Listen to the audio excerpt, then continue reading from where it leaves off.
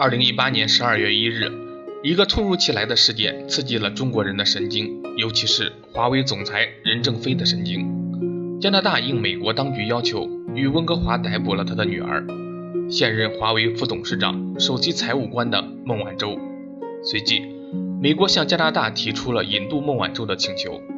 孟晚舟已经以5000多万的代价获得保释，但该事件还远远没有结束。美国司法部以窃取商业机密等多项罪名起诉华为与孟晚舟，美国政府也颁布了多项针对华为的禁令。孟晚舟事件发生的同时，一本书也悄然面世，甚至被发现出现在了任正非的桌子上。这本名为《美国陷阱》的书中所讲的故事，在许多人看来似乎与华为目前的遭遇有相似之处。作者是皮耶鲁齐，是法国阿尔斯通公司的前高管。阿尔斯通曾经是发电和轨道交通基础设施领域的领先企业。他在2013年的4月14日，美国肯尼迪机场被捕，随后开始了长达5年与美国司法部的斗争，锒铛入狱，上诉无果，还亲眼见证了曾经在法国首屈一指的阿尔斯通支离破碎。他将自己的经历写进了《美国陷阱》中，回顾了阿尔斯通事件的前因后果。事情要从2013年的4月14日说起。就在美国纽约肯尼迪国际机场，法国阿尔斯通集团锅炉部全球负责人皮耶鲁齐意气风发，正准备谈下一桩资金过亿的合同，却没想到一群虎背熊腰的美国联邦调查局探员早已等候多时，没有任何多余的解释，在出示完证件之后，面无表情地将其带走。一时间，全世界震惊，一个普普通通的商人怎么就和惩恶扬善的联邦调查局扯到一块呢？很快，皮耶鲁齐接到了美国司法部的通知，得知这场抓捕不仅仅针对他，而是针对整个法国的阿尔斯通企业。抓捕他不过是大餐前的甜点而已。按照美国司法部的说法，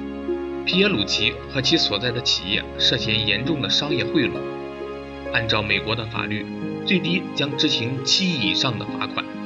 以及数十年的牢狱之灾。事情到了这一步，皮耶鲁齐依然一头雾水，自己压根儿就没有贿赂，何来犯法啊？很快，美国联邦检察官找到他谈话，要他做卧底，检举阿尔斯通企业领导层贿赂腐败的事实。皮耶鲁齐莫名的震惊，美国提出的贿赂案发生在10几年前，早就过了时效期，而贿赂这种事不光法国企业干，连美国企业在国外也这样干。说起来违法，但完全属于行业中的潜规则。再者，对象也并非美国公司，而是印度尼西亚的公司，何来美国狗拿耗子多管闲事？在当时涉嫌贿赂的印尼项目，皮耶鲁齐也仅仅是13个合同签字人之一，一不是决策者，二更没有从中获利，不过是公司的中层管理人员执行命令罢了。如今不去逮捕董事长或者高层，抓他一个职业经理人有什么意义呢？皮耶鲁齐毫不犹豫地拒绝了出卖。然而更让他心寒的是公司的反应。在美国强大的威胁干扰下，阿尔斯通企业决定放弃皮耶鲁齐，不但没有提供任何实质的帮助，甚至吝啬到连辩护费也一毛不拔，让他先行垫付，打赢了公司报销，打输了自己掏腰包。皮耶鲁齐差点没气疯过去。要知道，他的对手不是某个企业，而是强大的美国，以一己之力对抗拥有上万员工的美国司法部。无论是人力资源还是金钱支持，从一开始他就已经输了，哪怕他倾家荡产，找来知名的大律师也休想打赢这场官司。事实证明，美国人不是无的放矢。皮耶鲁齐查阅了大量类似案件的卷宗，发现事有蹊跷，从来没有人和他一样被长期的关押。不光美国司法部对他多次提出的保释不予理睬，连法国外交部也对此假装不知。无奈之下，他不得不屈辱地选择了认罪。很快，皮耶鲁齐在看守所的电视上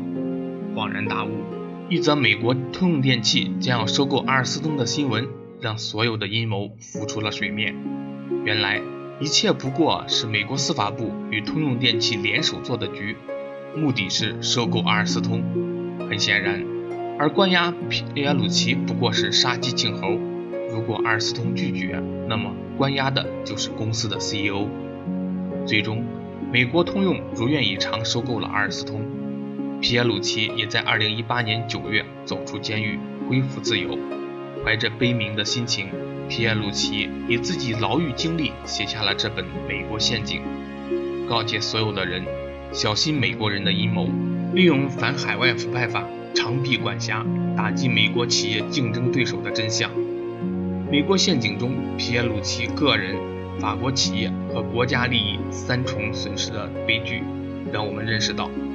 在美国霸权主义的笼罩下，世界丝毫不平静。我们必须看清当下国际关系的残酷性，很多经济问题的背后其实都是政治问题。